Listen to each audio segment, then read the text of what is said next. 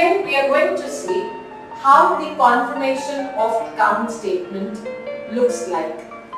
This statement basically tells us that in our books, how does another company's account looks like. So we are sending this confirmation to the other company. We've got two boxes right on top underneath the confirmation of account. Where it's written from, we will write in our company's name. So our company is ABC Limited. And in our books, how does the other company, let's call it POQ Limited, stands.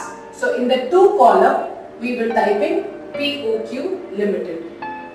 And then we have for what period is this confirmation of account holding good.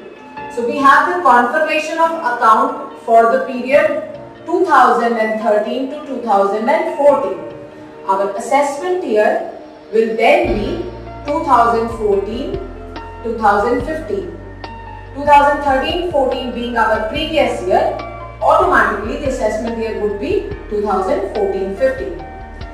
Then where it's written PAN, we will write in ABC PAN number. That's another confirmation that this account belongs to. This is how the account of POQ stands in our books, which is ABC Limited. Underneath, we've got the debit particulars on the left hand side, credit particulars on the right hand side. Our first transaction is on the credit side. What is the date? It would be, let's say it's on the 2nd of April 2013. And the transaction says it's by SBI account. The amount is 1 lakh rupees. On the left hand side, then we have our second transaction or second entry. That's on the 4th of July 2013 and it is to cash. Amount is 20,000. Then we have our third entry, which is on the 5th of October 2013. That's to PNB account. 35,000. That's the amount. The next one is on the 7th of January 2014 and that's to cash 15,000. These are the entries that we have throughout the year. So on the 31st of the 3rd, we need to balance this account.